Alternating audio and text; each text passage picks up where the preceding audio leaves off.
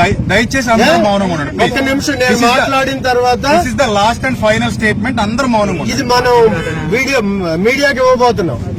ఇక్కడ ఉన్నటువంటి వాళ్ళల్లో all India Christian council state president గారు రైమో జోహాని హలోనిన్ గారు ఇక్కడ ఉన్నారు. అలాగనే ఏఐసిసి తూర్పుగోదావరి జిల్లా ప్రెసిడెంట్ గారు బ్రదర్ మోజస్ బాబు గారు ఇక్కడ ఉన్నారు.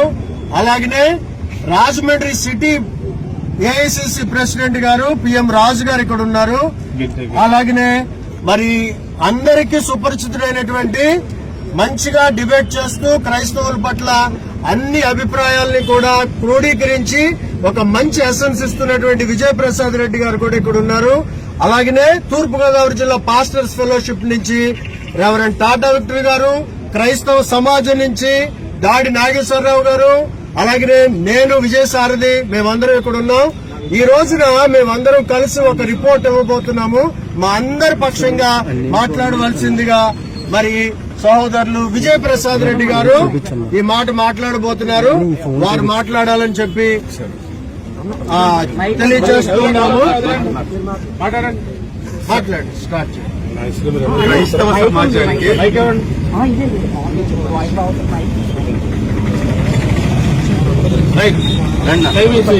పడిపోయేలా ఉన్నారు జనం.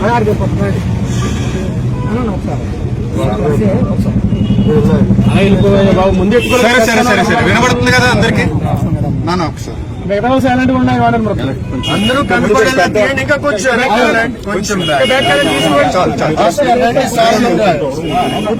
సామ్యూల్ రాజు గారు. క్రైస్తవ సమాజానికి ఉదయం నుంచి ఏం జరిగిందో ఒక్క ముక్కలో చెప్తాను, దయచేసి వినండి. ఉదయం ఏ టైంలో ప్రవీణ్ పగడాల గారి మరణం జరిగిందో ఇప్పటి వరకు సమగ్రమైన నివేదికలేవి రాలేదు. పోలీసు వారు మనకి ఖచ్చితంగా సపోర్ట్ చేస్తామని చెప్పేసి మాట ఇచ్చారు. చాలా మంది క్రైస్తవ నాయకులు ఉదయం నుంచి ఇక్కడ కష్టపడుతున్నారు, పోరాడుతున్నారు. చాలా మంది పెద్దలు వచ్చారు. సో కొంతమంది వచ్చారు, వెళ్లిపోయిన వాళ్ళు కూడా ఉన్నారు. అందులో కూడా చాలా మంది సేవకులు వచ్చారు.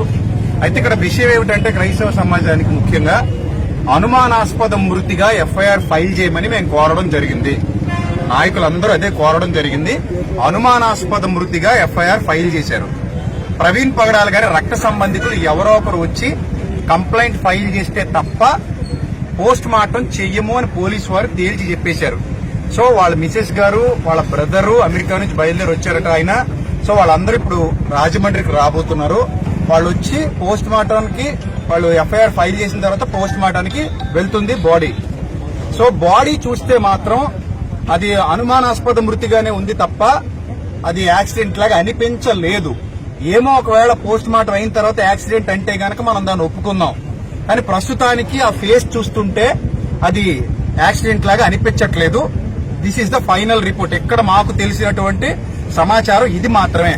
సో చాలా కష్టపడి సోదరులందరూ నిరసన వ్యక్తం చేశారు. నడి రోడ్డు మీద ఎండలో కూర్చున్నారు, చాలా కష్టపడ్డారు. పోలీసు వారికి తెలియజేశారు. అలాగే ఏబిఎన్ వారు వచ్చారు, TV9 వారు వచ్చారు, RTV వారు వచ్చారు. వాళ్ళందరికి కూడా క్రైస్తవ నాయకులందరి గొంతు వినిపించడం జరిగింది. వాళ్ళు ఏ మేరకు మీడియాలో మరి క్రైస్తవ్యానికి సపోర్ట్ చేస్తారో ప్రస్తుతానికి తెలీదు.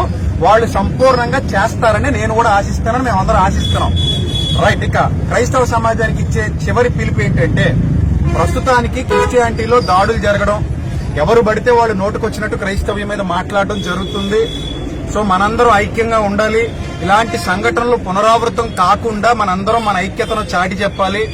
రెండో పాయింట్ ఏంటంటే, ఒకవేళ ఈ రోజు పొద్దున వచ్చినటువంటి న్యూస్ ఏంటంటే, ఒక మతోన్మాది తన ఛానల్లో పోస్ట్ పెట్టాడట ఎవరు చంపేశారో అని. సో అతడు ఎంత దౌర్భాగ్యంగా, దుర్మార్గంగా క్రైస్తవ్యం మీద అవాకులు చవాకులు పేలుతూ, సినిమాలు తీస్తూ, పుస్తకాలు రాస్తూ నేటికి ఎంత బాధ పెట్టాడో మనందరికీ తెలుసు. ఆ స్క్రీన్ షాట్ బయటకు వచ్చిన తర్వాత క్రైస్తవ నాయకులందరూ కలిసి దాని మీద ఎఫ్ఐఆర్ ఫైల్ చేయబోతున్నాం. ఇది పచ్చి నిజం, ఇది జరిగి తీరుతుంది. అలాగే ఇక మీదట ఎవరైనా నిర్నిమిత్తంగా మన మీద దాడులు చేసినా, నిర్నిమిత్తంగా మన మీద పోస్టులు పెట్టినా ఎవరూ మౌనంగా ఉండొద్దు. దయచేసి నాయకులతో కలవండి, చాలు. ఇక మీరు ఏం చేయక్కర్లేదు. మీ పక్షంగా నిలబడిన నాయకులు ఎవరైతే ఉన్నారో వాళ్ళతో కలిసి వాళ్ళు రమ్మన్న చోటకు వచ్చి ముందడుగు వేయండి. ఇక ఫైనల్ గా నేను చెప్పేది ఏంటంటే, పోస్ట్ మార్టం వచ్చేసిన తర్వాత, ప్రవీణ్ పగడాలన్న పోస్ట్ మార్టం నివేదిక వచ్చిన తర్వాత ఆ పోస్ట్ మార్టంలో గాని ఒకవేళ ఇది హత్య అని తేలితే గనుక ఎవ్వడు మౌనంగా ఇంట్లో కూర్చోవద్దు. ఏ సంఘం కూడా మౌనంగా ఇంట్లో కూర్చోవద్దు. ఖచ్చితంగా ప్రతి ఒక్క విశ్వాసి బయటకు వచ్చి మన పోరాటం ఏంటనేది అప్పుడు చేద్దాం. సో అంతవరకు మౌనంగా వినమ్రంగా విధేయతగా ఉండండి. పోలీసు వారు చెప్పినట్టే వినండి. దయచేసి ఏం చేయొద్దు, ఎవరింటికి వాళ్ళు వెళ్ళిపోదాం. నాయకులతో ఇంటరాక్ట్ అయి ఉండండి. అలాగే ఇప్పుడు ఏ ఛానల్స్ లో అయితే వెళ్తున్నాయో ఈ ఛానల్స్ వాళ్ళందరూ కూడా నాయకులతో ఇంటరాక్ట్ అయి ఉండండి. ఖచ్చితంగా మా నుంచి పోస్ట్ వస్తుంది, అధికారికంగా పోస్ట్ వస్తుంది. ఒకవేళ పోస్ట్ మార్టం నివేదిక ఇస్తామని చెప్పారు, సమగ్ర దర్యాప్తు చేస్తామని చెప్పారు. అలాగే ఇప్పటివరకు ఇక్కడ ఉన్నటువంటి గౌడ్ గారు, వీరయ్య గౌడ్ గారు, ఐ థింక్ సిఐ గారు అనుకుంటాను ఆయన, సిఐ వీరయ్య గౌడ్ గారు ఏం చెప్పారంటే, సార్ మా దగ్గర మొత్తం సీసీటీవీ ఫుటేజ్ ఉంది. ఆ సీసీటీవీ ఫుటేజ్ మొత్తం తీసుకొచ్చి మీ నాయకులందరికీ అప్పగిస్తాం. ఆ సీసీటీవీ ఫుటేజ్ లో ఒకవేళ ఏదైనా తేడా ఉంటే క్లూస్ టీం మొత్తం వెళ్తుంది అక్కడికి. అంత క్లియర్ చేసిన తర్వాత మీకు పూర్తి న్యాయం చేశాకనే మేము విశ్రమిస్తామని చెప్పారు ఆయన.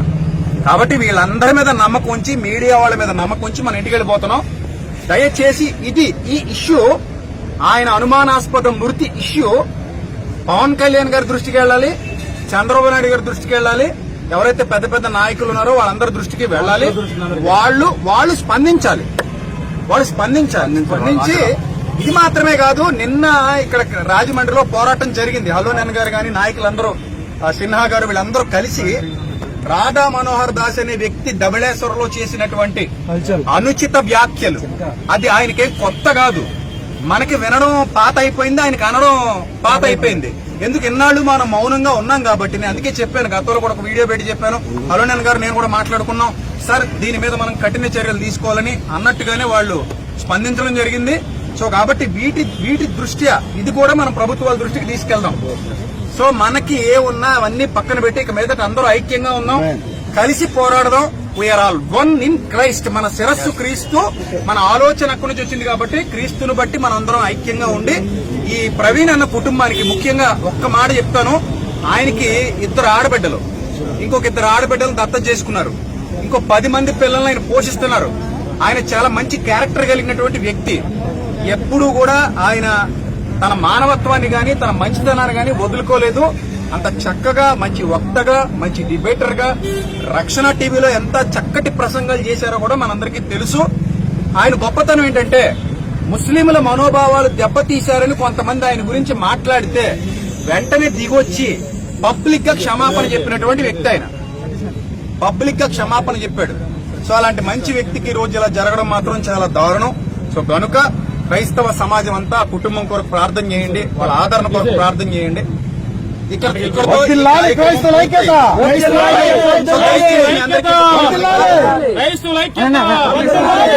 ఐక్యత ఆఖరి వరకు ఉండాలి. ఆఖరి వరకు ఉండాలి. ఇదే ఐక్యత ఆఖరి వరకు ఉండాలి. దయచేసి అందరూ వినాలి. పోస్ట్ మార్టం నివేదిక రాకుండా ఎవ్వరూ కూడా ఇది హత్య అని డిక్లేర్ చేయొద్దు. ప్లీజ్ ఎవరు హత్యని డిక్లేర్ చేయొద్దు, ఎలాంటి పోస్టులు పెట్టొద్దు. ఇది మాకు అనుమానాస్పద మృతి అని ఎఫ్ఐఆర్ ఫైల్ చేయమన్నాం. అలాగే ఫైల్ చేసి